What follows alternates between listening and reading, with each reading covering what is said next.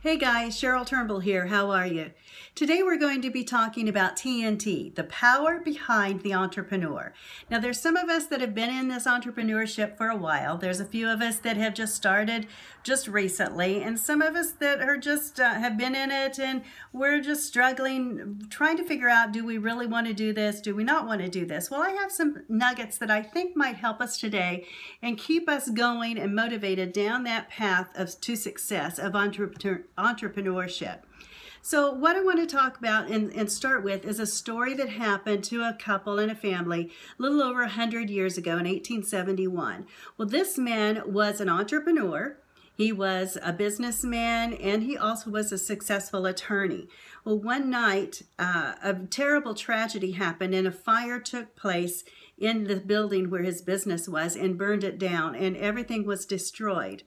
Now, a few months prior to this, they had lost their son, their only son, to an illness. So this one year, this man and his wife lost not only their son, but their business. Now, to a lot of us, that would have destroyed us. And we, in today's society, we have a tendency to grow apart from each other. We have a tendency to just separate because of the memories and the things that happen in our lives that we just don't want to be reminded of.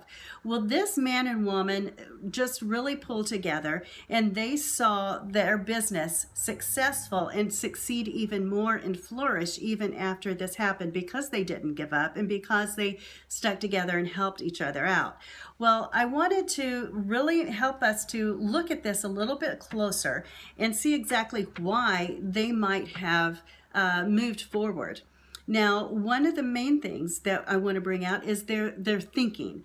The first T in TNT, the thinking of their outlook of their business, their outlook of their life, their outlook of their relationship, and their entrepreneurship. They really were thinking in the right way. And a lot of times when things like that happen to us, we think, oh no, this has just destroyed us. What am I going to do? Why should I even go any further? And it seems like everything seems to happen all at one time, and we just really don't know how to pick ourselves back up again. Well, this man and woman they just knew they had a sense of commitment to each other, and a commitment to their business, and commitment to their goals and what they had dreamed, and they weren't going to give up on that. And that's what we need to do, and something that we need to, as entrepreneurs, get into our thought process that I am going to succeed. Doesn't matter what is around me, but I am going to succeed. So their thought process was one of the main things that got them through that. And it's a big part of the entrepreneur's life is their mindset. We've got to think positively about our future and think positively about our business and where we're going. So what they didn't do is they didn't give up. They didn't look around and they said, oh, this should have happened to, and you fill in the blank. Maybe somebody that you know that they're really doing well, and you have things happening in your life and you're looking, well, why didn't this happen to this person over here? Well, a lot of times we start putting the blame on other people other than ourselves, and we think that it should have happened to somebody else and not us, but that's not the right mindset.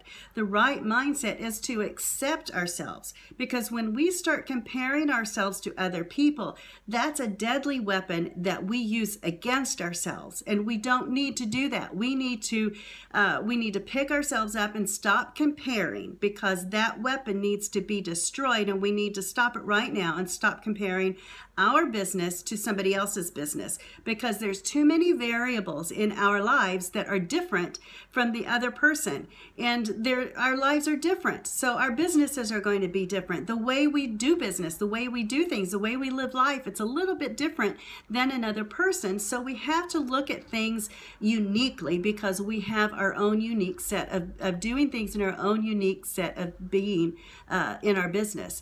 Now, the next thing that they did is they realized that they needed to be consistent. They had started a business, they had proceeded in their business, they had progressed in their business, they were successful. So what they had to do is they had to consistently do the things that they did before, to get them to where they were. So they had to start over again, but they still did it, and they did it consistently. And that's the thing that we have to do.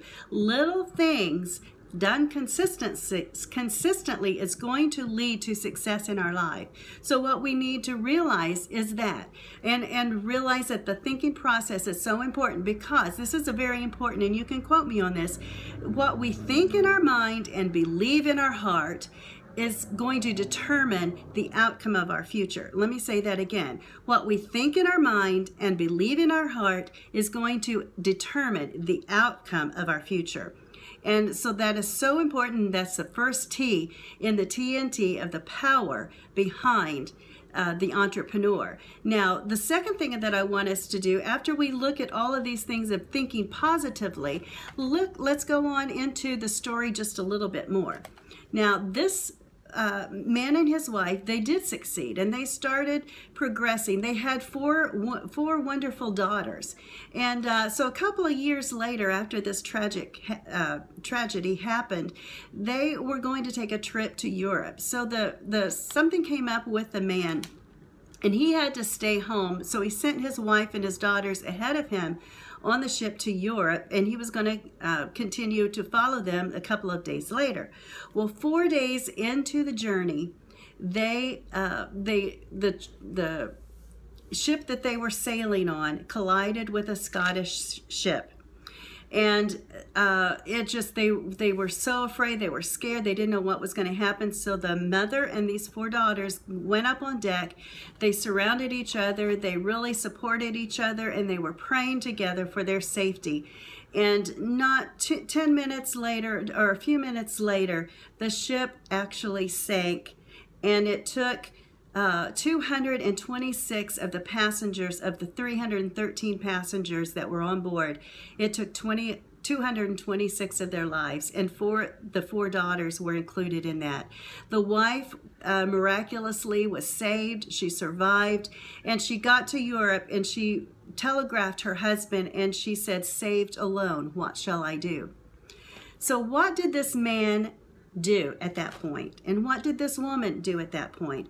We're going to find out in our next video that we do. So stay tuned, and we'll see you again on the next video. Bye-bye.